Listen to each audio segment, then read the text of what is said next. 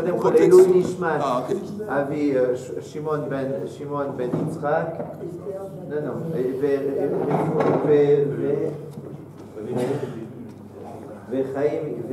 לא, וחיים יעקב בן לאה. Je l'ai dit hier déjà. Ok, et entre autres, le cours est dédié à la protection de nos otages, à leur retour en Israël le plus vite, à la protection de tous nos soldats et à leur victoire sur le champ de bataille, et à la refouach lema au mira de tous les blessés, de tous les malades, y compris Raphaël, Isha, Eliyahu ben Ronit, Michal bat Ziona, Eliyahu ben Tamar, Shalom ben Idit, et Léa bat Esther.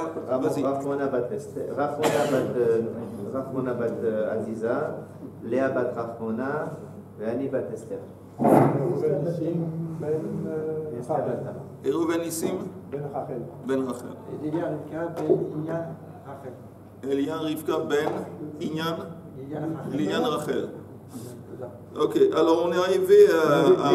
On était aux 7 prophétesses. Oui. On était à Abigail. 7 ou 48 7. 48, c'est des prophètes.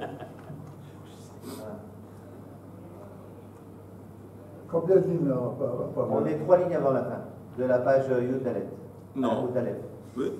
Oui. 3 lignes avant la fin. Oui.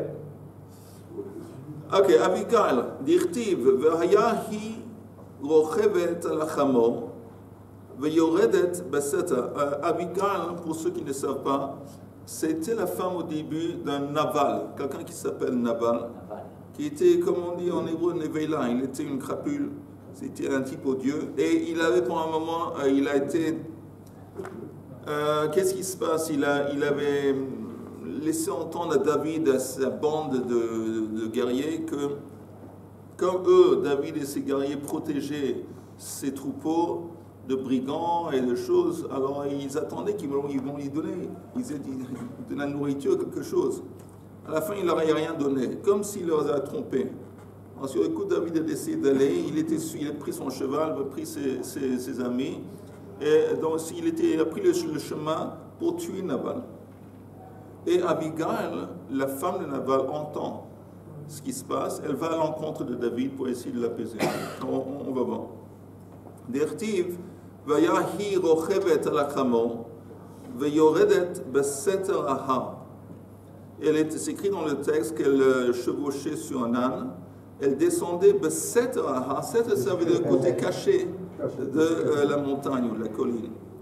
Alors la Gemara dit Beseter aha minaha mi baile. Ça aurait dû dire qu'elle descend minaha. Elle est en train de descendre à partir de la colline. Amar Rab ben Shmuel al iskei dam haba minastarim. En fin de compte, elle vient. C'est une allusion qu'elle allait lui demander, une question dans la lacha qui est basée sur le sang qui vient des endroits cachés. Donc le sang qui vient des endroits cachés, c'est dam nida. Natla dam, elle a pris du sang de Nida, apparemment son sang. Veheretalo, elle lui a montré pourquoi faire. Pourquoi faire. Alors, apparemment, pour lui demander quelle est son balacha. Est-ce que ce sang, parce que vous savez, avec le sang d'une femme, il y a des fois, il n'y a pas tout le sang qui sort, la rend Nida. Il y a seulement des couleurs spécifiques de sang, il y a des couleurs différentes, elle n'est pas. À qui elle a montré ce sang? Alors elle a pris ce sang pour le montrer à David, qui était avec une bande de personnes qui étaient sur le chemin de tuer Nabal. Demande-lui une question à Balacha. Oui, il savait reconnaître toutes les nuances.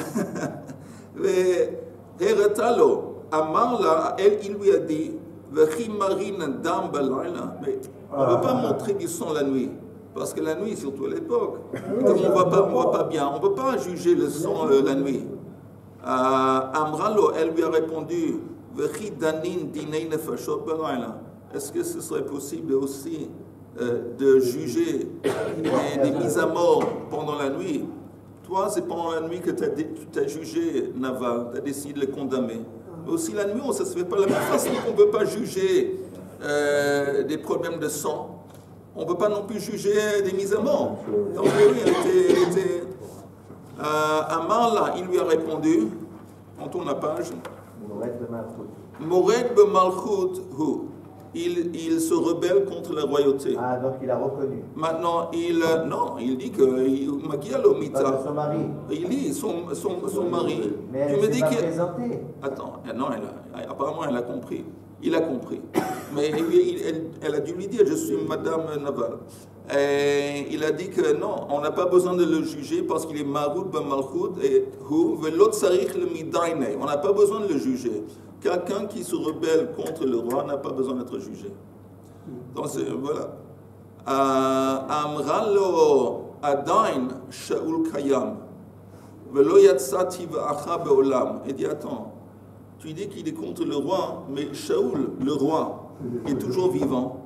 Oh, et toi, ta vraie nature ne s'est pas dévoilée. C'est quoi ta vraie nature? On sait que Shmuel a déjà oint David. À ce moment-là, David a été oint par Shmuel. Et comment elle le sait? Je ne sais pas. Justement. Peut-être, prof. Mais. Téléphone arabe. Donc elle dit, tu ne peux pas le définir en tant que Mored ben Malchut, parce que officiellement tu n'es pas le roi, et les gens ils ne savent pas que tu as été oint, donc ça ne marche pas ce que tu dis, Mored ben Malchut. Compris? Oui. Amar il lui a répondu, Baruch ta'amer, ve'bucha at, béni est ton raisonnement, et que toi aussi tu vas être béni. Ashakilitani hayom azeh. Parce que tu m'as empêché aujourd'hui d'être responsable d'avoir versé du sang. Donc David avoue à Abigail, ok, je t'écoute. Il décide en fin de compte, il va faire marche arrière, il ne va pas continuer sur sa route pour attaquer Nabal. Maintenant il dit, Kilitani hayom miba bedamim, tu m'as empêché de verser du sang, mais le mot sang c'est au pluriel. Damim tarte mashma. Le mot damim, ça fait allusion à deux sangs. Le sang de l'argent aussi. Alors, c'est quoi 200? Pas 200, 200, mais deux espèces de sang. Elle a Melamed Shegilta et Shoka. Apparemment, quand elle était à chevaux sur l'âne, il y avait sa cuisse qui était dévoilée, la jambe était dévoilée, et elle lui a plu à David. Vehalach leora shalosh parsaot. Et lui, il a voyagé longuement après elle. Après, comment on dit en français? Pour la draguer. Pour la draguer, exactement. Amarla hashmi'ili, il lui a dit, écoute-moi, est-ce que tu es prête à coucher avec moi? Comme ça, il est dit très romantique. Oui. Amralo, lotiezot lecha lepuka. Je ne veux pas que ça va être pour toi, on dit en anglais, standing block. Comment on dit en français? Je ne veux pas que ça hein? Une pierre d'achoppement. D'achoppement. Je ne veux pas que ça. Je veux pas que si tu vas coucher avec moi, ça va être pour toi, ça va être mauvais. Et je veux pas que ça, ici, ça va être une mauvaise chose pour toi. Et quand elle dit ça laisse entendre qu'il y a quelque chose d'autre aussi. Michlal de Eka Achrite, il y a une autre chose qu'il a fait David, ou qu'il va faire, ou qu'il a fait, ou qu'il va faire dans le futur, aussi qui va être pour lui une pierre d'achoppement. Le Maïni, ou de quoi on parle, c'est de Bathsheba. L'histoire de Bathsheba. Donc là on voit, ça c'est l'exemple qu'on donne qu'elle était prophétesse, Abigail. Après elle a vu que David, il allait fauter avec des femmes, et il dit, c'est suffisant que tu vas fauter avec celle-là, en parlant de ce qu'il va faire dans le futur avec Bathsheba, et je veux pas aussi que ce que tu vas faire, ce que tu veux faire avec moi, ça va être aussi ajouté à ton compte. Mais Abigail, c'est pas une faute qu'il a fait avec elle. Non, c'est pas une faute parce qu'elle l'a empêché. Il a voulu. Mais ensuite, il est mort et elle s'est mariée avec elle. C'est intéressant ce personnage, David. Non, parce que pourquoi c'est intéressant? Je veux dire quelque chose. Une des choses qu'on voit, une des grandes différences entre le Tanakh, quand on lit le Tanakh, on voit que ces gens, ils avaient beaucoup de... Le sang qui bouillissait, il y avait beaucoup de... Comment on dit? Cheshek. des envies. C'était des hommes avec des envies. C'est des hommes, David, il avait plusieurs femmes. Plusieurs femmes. Et c'était un guerrier, pas seulement un guerrier, c'était un wahd guerrier. Un guerrier, c'est quelqu'un c'était un mamash. C'était un héros, c'était quelqu'un il a tué Goliath, c'était un mamash. Et pourquoi c'est très intéressant? Même les Avot, Avram Avinu, ce qu'il a fait, comment il s'est battu contre les Malachim. Et qu'est-ce qu'on voit? On voit qu'à l'époque, le matériel, le physique, n'était pas nécessairement en contradiction avec le spirituel. Aujourd'hui, quand on parle de quelqu'un de spirituel, ça veut dire on parle de quelqu'un, on a dans notre tête, on se fait une image d'un Golador, comme le Rav Ovadia Yosef, ou le Rav Kanievski, ou le Rav, comment il s'appelle oui, des gens qui sont entourés de livres, qui sont très maigres, comme ça. Aujourd'hui, c'est souvent ça l'idée qu'on a de quelqu'un qui est kadosh. À l'époque du Tanakh, non. Les gens qui étaient kadosh, c'était aussi C'était des hommes. Des hommes avec des femmes qui mangeaient, et puis il y a juste, mais ils étaient kadosh. Ils étaient branchés à kadosh pour vous. C'est pour ça que c'est très important de lire le Tanakh. Parce que quand on étudie le Tanakh, on se branche avec une toute autre version de spiritualité que la spiritualité à laquelle on est habitué aujourd'hui. Le fait que les Juifs maintenant, Bourg Hashem, sont rentrés dans leur terre natale, sont retournés en Israël, c'est ça qui tout doucement, ça va changer la façon que le judaïsme, la Torah s'exprime et se manifeste. Ça va devenir encore une fois plus un rapport avec Akadosh Baruch Hu va se faire à travers le physique et pas en se retirant du physique. La plupart de nous, le physique, c'est un danger. Et c'est vrai, surtout pour moi. Mais s'il y a trop de physique, on trébuche. Mais le but, c'est que non, de se retrouver un Kadosh Baruch Hu à travers le physique, pas au dépend du physique. De toute façon, oui. Pardon, non, mais on a l'impression quand même qu'à l'époque de David Aménard, comme vous dites, les pulsions étaient plus fortes, mais plus fortes quasiment qu'aujourd'hui. Oui. Pourquoi même plus fortes aujourd'hui qu'aujourd'hui? Parce que Zeken Negedze, Asaha Elohim, Kadosh Baruch Hu a équilibré le monde. Il y a toujours un équilibre entre les forces spirituelles et les forces physiques. Alors, à l'époque, les forces spirituelles étaient beaucoup plus poussées, beaucoup plus dévoilées qu'aujourd'hui. Aussi l'autre côté, le côté... ok. Mais David, il a battu Goliath quand même. Hein. Ce que je viens de dire, parce que c'était pas un laf-laf.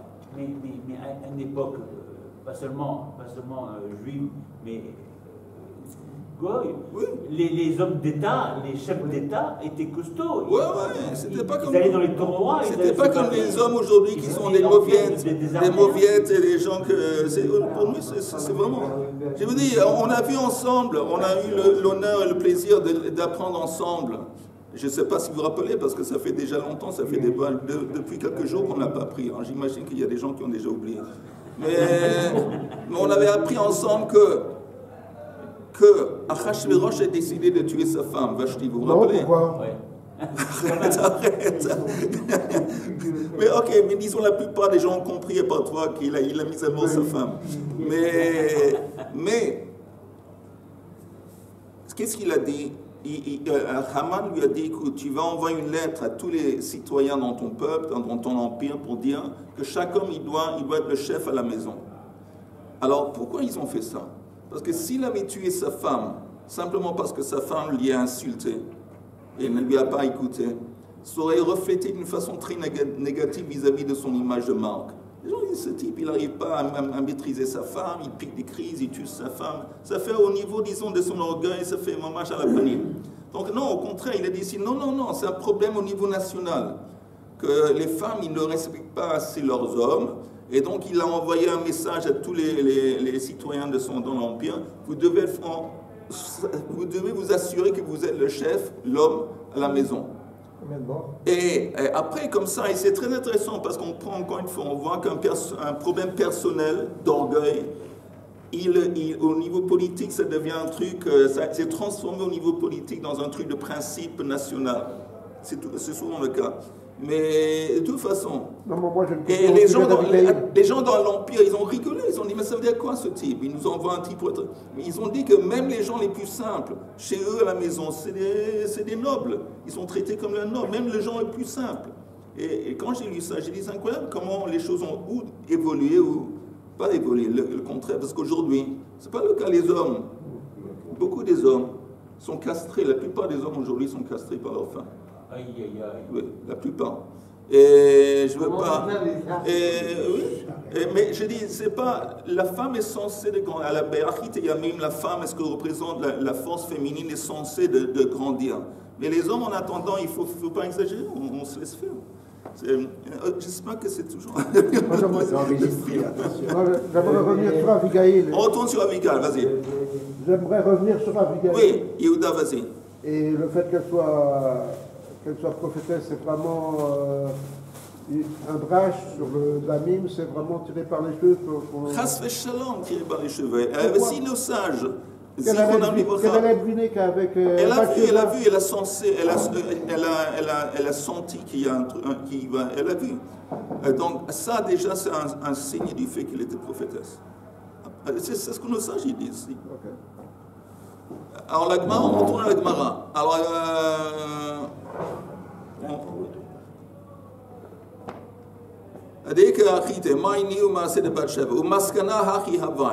et c'est comme ça en fin de compte que ça s'est passé. Elle lui a béni que dans le mérite que tu ne vas pas faire quelque chose avec moi, tu vas être, ton âme va être maintenant, quand elle l'a quitté, au moment qu'elle a quitté Abigail David la nuit, Amral elle lui a dit Vehitiv Hashem l'a donné. Plus tard, Kadosh Baruch Hu va te faire du bien. Ve'zacharta et amatra. Et tu vas te souvenir de moi. Ok, donc elle lui donne le message en partant, c'est aussi un type, voilà, une espèce de prophétie. Elle dit, tu vas voir qu'Akadosh Baruch Hu va t'occuper de toi dans le sens qu'il va t'élever. Et à ce moment-là, ne m'oublie pas. Alors, Amar Rav Nachman, Aïnou de Amrein Sheh. Et sur ça, les gens ils disent une femme, pendant qu'elle parle, elle est en train de tricoter. Il y a un proverbe comme ça. Pendant qu'elle parle, elle est en train de tricoter. Normalement, quand on tricote, c'est pour fabriquer quelque chose. Alors, elle parle, elle est en train de comploter, de tricoter quelque chose. Alors, c'est ce qu'elle a dit. Elle a dit, elle lui a béni David, mais elle était en train de penser elle-même aussi à son intérêt, que putain, ne m'oublie pas, et voilà. Et que d'armes, il y a ceux qui disent, Shafil v'azil bar'avza ve'inoi mitaife. Que les oies, que quand les oies, ils se promènent, ils ont la tête en bas, mais les yeux regardent à l'horizon. C'est-à-dire, elle aussi, à ce moment-là, elle avait la tête en bas, soi-disant, elle était soumise à David, mais elle regardait dans le futur, comme un oie qui marche, que la tête est en bas, mais les oies, ils regardent à l'horizon, qu'est-ce qui va pointer à l'horizon. Un autre exemple de cette remarque de Abigail. Hein? Elle n'a pas vu qu'elle n'aurait pas d'enfants. Non, elle n'a pas parlé des enfants. Non, elle a eu des enfants, Abigail. Oui, je pense que oui. Tu parles de Michal, peut-être? Ah, oui, c'est Michal. Ok. Et maintenant... Adonia. Je ne sais pas. Khulda, l'autre prophétesse dont on parle, c'est Khulda. Khulda, en hébreu, ça veut dire Ra. D'Ertiv, il y a un verset qui dit, dans le Tanakh, il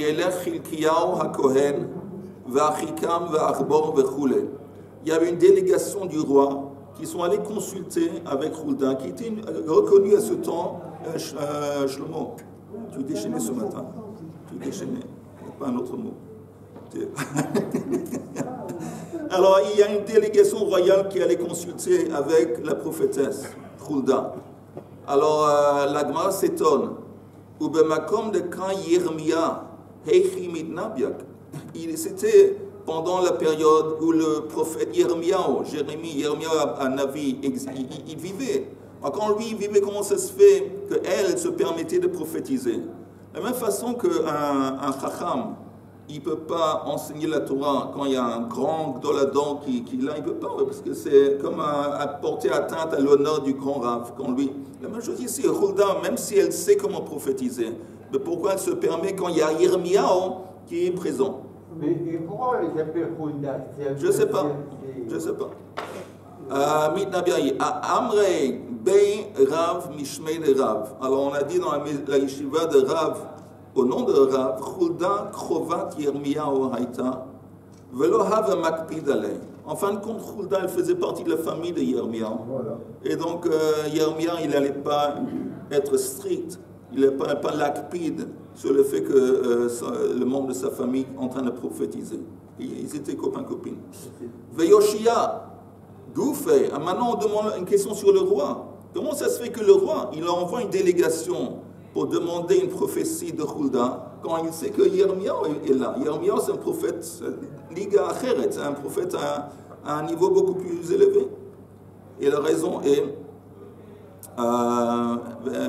Heichi Shavi Yirmiyahu Meshader Legaba, Amri Devei Rabbi Sheila, Mipnei Shehanashim Rachmaniot Hen. Parce que les femmes sont connues, ils sont plus Rachmaniot, ils sont plus miséricordieux.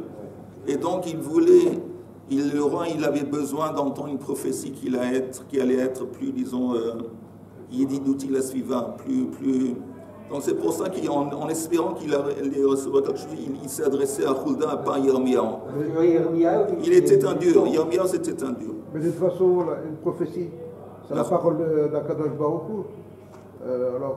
Tu as raison, c'est intéressant ce que tu dis. Parce que tu dis, de toute façon, une prophétie par définition, ça vient d'en haut. Mais tu sais que ça vient d'en haut, mais c'est souvent le message est filtré à travers la personnalité du prophète. Et il y a la personnalité du prophète, il joue un petit peu. Maintenant, Rabbi Yochanan Amar Yirmiyahu lo habahatam. Il y a une autre explication que Yirmiyahu, il n'était pas là. Pendant cette période de temps, il n'était pas en Israël. Pourquoi? Shalach la chazir aseret hashvatim. Il est allé à l'étranger pour faire retourner les 10 tribus. Et la Gemara demande au Minalan de Ahado, comment est-ce qu'on sait que les 10 tribus sont retournées? D'Ertiv, parce que c'est écrit, Yirmiyahu, une des prophéties de Yirmiyahu, il a dit Ki hamocher el hamemkar lo yashuv, que celui qui vend le memkar, son champ va jamais plus retourner à lui. Alors, qu'est-ce qui se passe? On a un concept qui s'appelle Yovel. Yovel, chaque 50e année, alors la terre qui a été vendue, elle est libérée, elle retourne au propriétaire. Alors, ça va dire, mais quand est-ce qu'il y a le Yovel? Seulement quand tous les Juifs ils habitent en Israël. Maintenant, quand il y a... Hein? La majorité oui, la grande majorité. Alors, sont en Israël, il y a du Yovel. Alors, il est en train de dire, prophétiser que la terre ne va plus jamais retourner à celui qui l'a vendue. Ça veut dire qu'il ne va plus y avoir de Yovel. S'il n'y a pas de Yovel, pourquoi pas? Parce que ça veut dire que la majorité des Juifs vont être à l'étranger. Alors la Gemara demande, Efshar Yovel Batel, Venavi mitnabe alav, Shi Batel. Si tu me dis que les 10 tribus qui ont été exilées auparavant sont toujours en exil, donc on sait déjà que le Yovel ne s'applique pas. Alors, est-ce que c'est concevable que si le Yovel ne s'applique pas, et le prophète est en train de prophétiser que le Yovel ne va pas exister? Ça ne marche pas. Vous comprenez? Avant Yirmiyahu, il y avait l'exil des 10 tribus. Automatiquement, quand il y a l'exil, il n'y a plus de Yovel. Alors, ça veut dire quoi? Que Yirmiyahu est en train de prophétiser qu'il ne va plus y avoir de Yovel. Ça laisse entendre que oui, il les a fait, après qu'ils ont été exilés, il les a fait retourner en Israël. Et il est en train de leur dire que dans le futur, encore une fois, ils vont être exilés à nouveau. Et là, à nouveau, le Yovel ne va pas s'appliquer. Et on le voit dans le Tanakh que les tribus sont revenues en masse. Alors, il y a justement... en masse, je ne sais pas, mais c'est écrit, oui. En masse, on doit dire, parce qu'à cause du Yovel. Mais elle a melamed Yirmiyahu echeziran. Ça nous enseigne, c'est une preuve que Yirmiyahu les a fait retourner en Israël. Yoshiyahu ben Amon malach alehen. Et Yoshiyahu ben Amon, qui était un roi de Yehuda, il a régné sur eux. Comment on sait? C'est écrit dans le verset. Dans quel verset? C'est le verset dans Melachim. C'est écrit Vayomer Mahatziyun Halaz Asher Ani Ro'eh. C'est le roi qui demande quel est ce signe que je vois. ויאמרו אליו אנשי העיר, הקבר, איש האלוקים אשר בא מיהודה, ויקרא את הדברים האלה אשר עשית על המזבח בבית אל. C'est le tombeau d'un prophète qui était venu de Yehuda et qui a prophétisé ce que tu vas faire ou ce que tu as fait sur l'autel de Beit El. Maintenant, Beit El, c'est pas en Yehuda. C'est en dehors de Yehuda. אז וחימת טיבו של יאשיהו על המזבח בבית אל. Alors, quel est le rapport entre Yoshiao, qui est de Yehuda, et Beit El, qui est, je pense, en Ephraim? Et la réponse est El Melamed chez Yoshiao Malach Alehen. C'est une preuve que Yoshiao a régné sur eux en dépit du fait qu'il n'était pas il faisait pas partie des 10 tribus. C'est-à-dire qu'il y avait un seul royaume? Oui, pendant que lui il était roi sur le peuple entier. Regardez juste un Rashi. Le Rashi qui dit El Melamed chez מלמד שירמיהו החזירן באותה שנה שנמצא הספר. Vous savez que Yoshia, il a trouvé un ancien Sefer Torah, ils ont ouvert le Sefer Torah, il y avait une klala dedans et ça a réveillé tout le monde, ils ont fait tchouva. Vehi shnat 18 le Yoshiao. C'était la 18e année du règne du roi Yoshiao. וכששלח על דברי הספר אצל חולדה, en lui, il était choqué par le fait qu'il a dit c'est pas par hasard qu'on trouve ce vieux Sefer Torah dans le temple, on l'ouvre et on l'ouvre sur l'endroit où il y a marqué une malédiction. Donc il voulait savoir qu'est-ce que ça veut dire, il avait peur, c'est pour ça qu'il envoyait demander consulter avec Hulda qui était une femme pour essayer de recevoir une explication qui est plus Logique. Pas logique mais plus Rahman. Plus plausible. Juste une question par rapport à la prophétie en fait. On a juste vu avant qu'Abigail, Elle a senti, elle a vu. et pourtant elle était tamée. Oh oui, pourquoi pas. Et donc ça m'a surpris en fait. Pourquoi ça t'a surpris? Parce que je ne pensais pas que la prophétie pouvait se poser sur quelqu'un qui était tamé. Ah, on n'a pas vu qu'elle était tamée. C'est possible qu'elle a vu. Non, attends. Alors, mais on ne sait pas, elle voulait savoir si c'était du sang. Oui, d'abord, c'est pas sûr et certain que c'est. D'abord, c'est pas sûr que c'est son sang à elle. Elle a pris du sang, je ne sais pas. Mais c'est possible qu'elle a vu ce qu'elle a vu auparavant. Avant qu'elle est devenue, avant qu'il ait reçu ses règles. Elle a compris, elle a vu en pensant il a vu qu'il allait. Avant qu'il ait eu des règles. Et donc la question, elle est quand même valable. C'est que Pourquoi? est-ce qu'un prophète, un Navi ou une Média, elle peut prophétiser en étant tamée? Normalement, non. Normalement, non. On ne sait pas si c'était des règles. Puisqu'elle a posé la Non, question. je viens de dire, comme tu dis, c'est possible qu'il a apporté du sang, n'importe quel sang. Je ne sais pas, du sang, je sais pas, d'une copine ou je ne sais pas. Mais ce n'est pas nécessairement son sang à elle.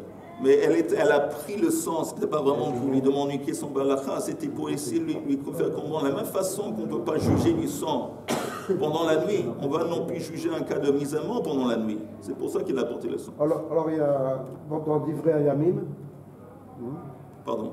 dans le livre Divrei Hayamim, Oui. on explique que les mains de David étaient pleines de sang. Oui. Alors il y a des gens qui disent parce qu'il faisait la guerre. Oui. Il y a aussi des gens qui disent parce qu'il y avait des femmes qui leur apportaient du sang pour savoir qu'ils jugent si c'est du sang de Nidal. Oui, ça c'est Masechet Brachot. Dans Masechet Brachot, on dit de ça qu'il y a Daim Milouch Lachot Bedam. Parce il y a cette image de David parmi les sages, et c'était que pas seulement le roi, et pas seulement le juge, parce qu'à l'époque, le roi c'était un juge, mais il était aussi quelqu'un qui était le possèque dans le palais. Quand les femmes voulaient demander des questions sur Nida, ils allaient à David. Maintenant, pourquoi David? Il y avait d'autres, mais c'était un passionné de la Torah, et il s'est porté volontaire pour le faire. Ok. ויקרא את הדברים האלה אשר עשית על המזבח בבית אל וחימת טיבו של אלא מלמד שיושיע מלך עליהן. רב נחמן אמר מהכה, on apprend d'ici que le roi a régné sur l'ensemble du peuple, Gam Yehuda Shat Katsir Lecha Beshuvi Shvut Ami. Que même Yehuda va mettre un Katsir, c'est comme un prince ou un dirigeant sur toi, Beshuvi Shvut Ami, quand tu vas retourner après le retour de l'exil. On parle de le retour des 10 tribus quand ils étaient exilés. Ok, maintenant Esther. Comment on sait qu'Esther c'était une prophétesse? Derti vayehi bayom ashlishi vatilbash Esther malchut. Ok, c'est écrit le 3e jour, elle s'est revêtie de malchut. A big day malchut mi baile. On aurait dû écrire dans le verset, elle s'est revêtie avec des habits royaux. C'est quoi tilbash malchut? Ela shelavashta ruach hakodesh. C'est une allusion au fait qu'elle a été revêtue de Ruach HaKodesh. Ktiv Hach, c'est écrit ici, Vetilbash, Ktiv Hatzem, Veruach Lavshat Amasai. Là-bas, quand on parle de prophétie, on retrouve le mot Levasha, se vêtir, en parlant de Amasai qui a eu une prophétie, on retrouve le mot Levasha, donc il y a une espèce de Xerashava, une allusion au fait que Esther, à ce moment-là, elle a été visitée par Ruach HaKodesh, donc elle était prophétesse. Pas seulement ça, elle a écrit Esther, elle a écrit, le responsable d'avoir écrit Megillat Esther. Et c'est seulement, tous nos écrits dans le Tanakh peuvent seulement être écrits par des prophètes. Alors si elle a été autorisée d'écrire Megillat Esther, c'est une preuve qu'elle était prophétesse, à part ce qu'on vient de voir maintenant.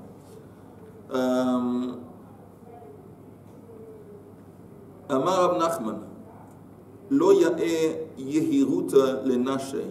C'est pas bien que les femmes sont importantes. Yehiruta.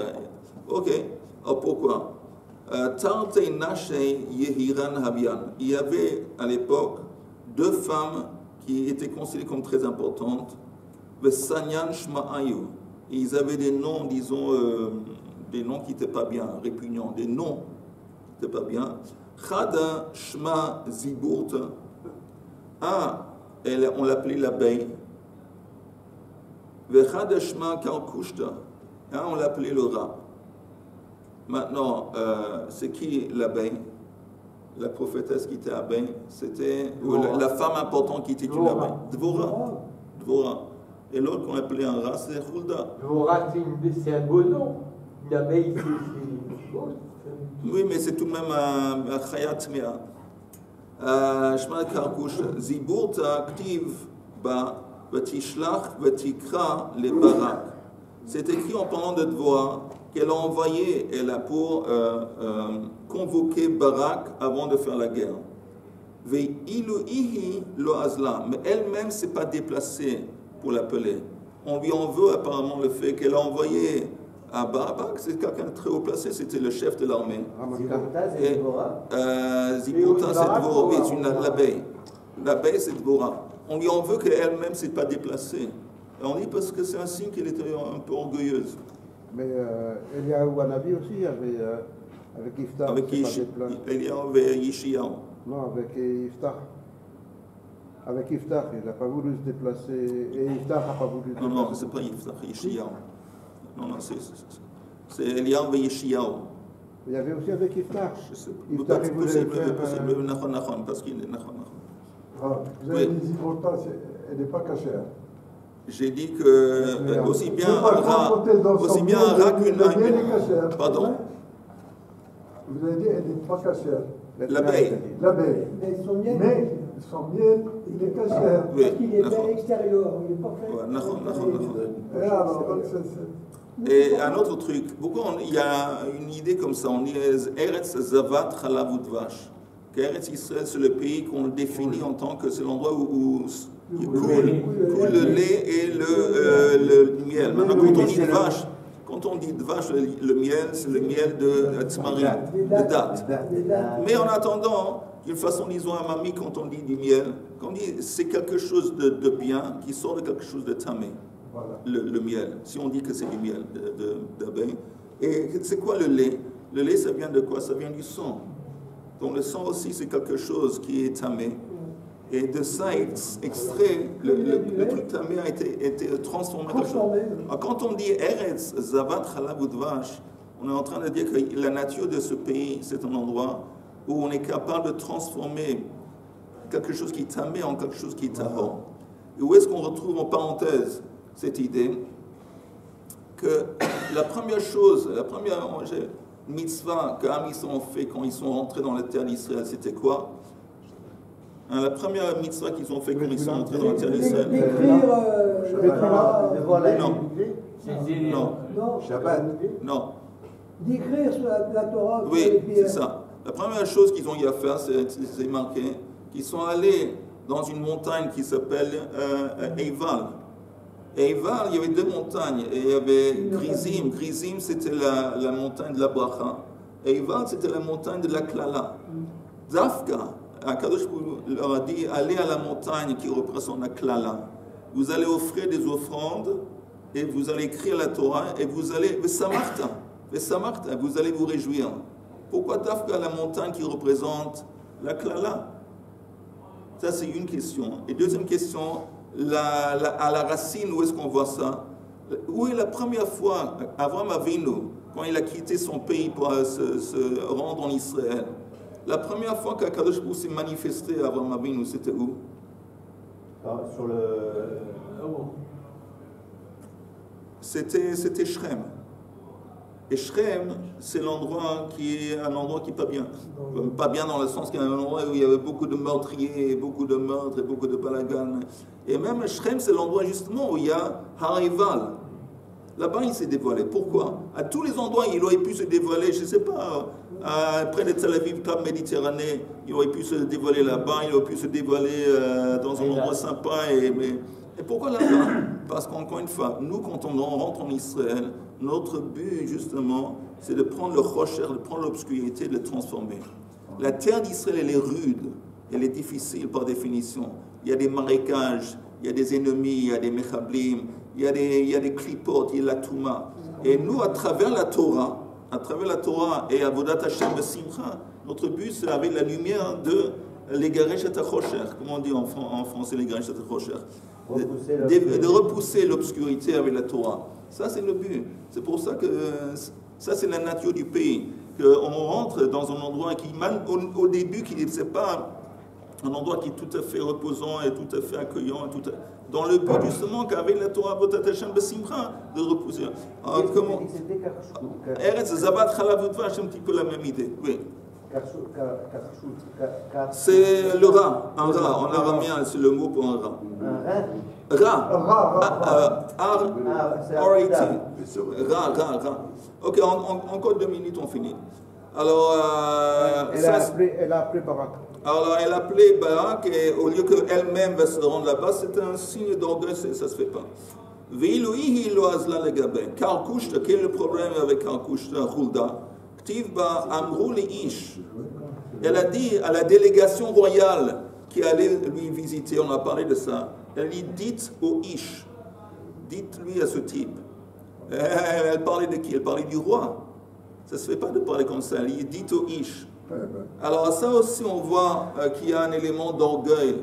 L'ish velo amra amrou le melech.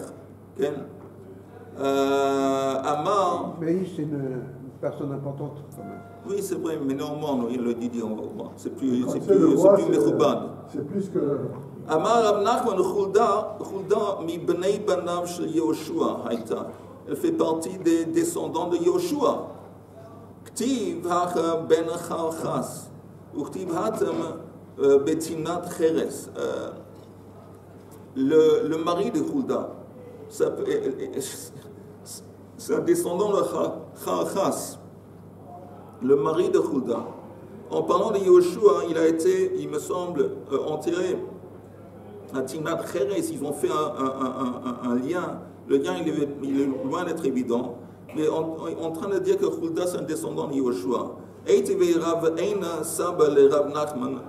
Mais il y a une attaque sur cette idée. Rav Eina Sab, il attaque. Il dit Shmone Nevi'im vehem Kohanim yatsu mirachav azona. Il y a 8 prophètes et qui sont les Kohanim, qui sont issus de Rachav, la prostitute. C'est qui Rachav? C'est la femme qui a épousé Yoshua. Ok. Et on dit qu'elle était zona. Il y a deux explications de zona. Un, ça vient du mot lazoun.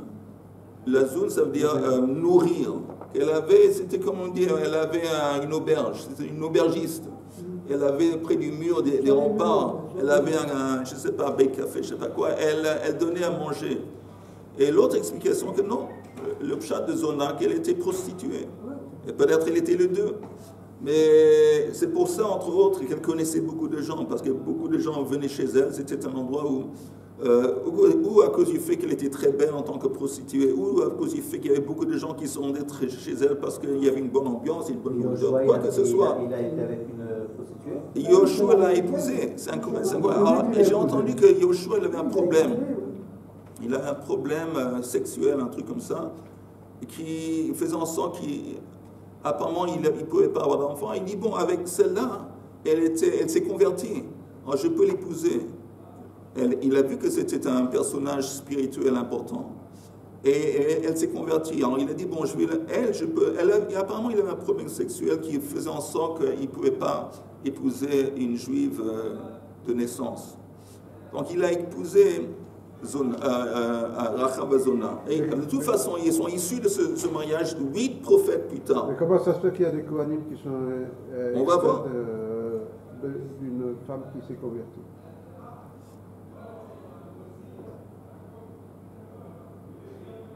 S'il y a une fille, après il marie une fille et après elle marie un Kohen, la fille d'un converti qui marie un Kohen, c'est possible, bien sûr. Yatsu Merachav Azona, Ve'iluhen, Neria, Baruch, Vesraya, Mechassia, Yermia, Chilkia, Chanamel, Veshalum. Rabbi Yehuda Omer, Af Chulda, Hanevia, Mibnei Banea Sherachav Azona Haïta. Alors, Ben Tikva, en parlant encore une fois du mari de Chulda, qui on appelle Ben Tikva, ou Ktiva Tamet Tikvat Chut Hashani. Elle a laissé en tant que signe Rachav pour les explorateurs un fil rouge. Et on retrouve le mot Tikva. Amar le Ein Saba ve'amila Patya Uchma mini ve'minach tisayem shma'ata. Et là on finit. Il dit, bon, tu demandes une question. Comment ça se fait qu'il y ait eu des prophètes? Je vais te dire comment. De Igaira venasva Yoshua. Elle s'est convertie, elle a épousé Yoshua. Et la Gemara dit, Umi havu lazara. Mais qui dit que Yoshua il a eu des descendants? Encore une fois dans les mots, je m'excuse. Umi havu lazara le Yoshua. V'haktiv nun. Yoshua bin nun. Beno Yoshua. Beno. On dit qu'il était le descendant de Nun. Et voilà, ça s'arrête là. Il n'a pas eu encore le Yoshua des garçons. Alors la Gemara dit Bane le Havu. C'est vrai qu'il n'a pas eu des garçons pour continuer la ligne de son père, de ses antécédents. Benatan Havu le. Il a eu des filles. Avec Rachav, il a eu des filles. À travers les filles qu'ils ont eues, Yoshua et Rachav, sont issus plus tard 8 prophètes, y compris Chulda. Ah, il a eu des enfants finalement alors. Oui, mais pas des. On dit, comment ça se fait? Tu me dis qu'ils ont des enfants. On dit Yoshua bin Nun. Rashi dit, le dernier Rashi, Nun beno Yoshua beno, et shevet Ephraim miyaches akatuv ad Yoshua. Quand on parle des descendants d'Ephraim, on arrive seulement jusqu'à Yoshua, ça ne continue plus après. Parce que quand on parle des descendants d'Ephraim, on parle toujours des hommes. Donc on dit, oui, il a eu des enfants, il a eu des filles. Ok. On est arrivé à la fin de la page. Les filles ont donné 8 prophètes. Pas peut-être la fille de la fille, peut-être c'était la petite fille. Oui, prophètes, c'est pas évident. Shabbat Shalom, Besorot Tovot.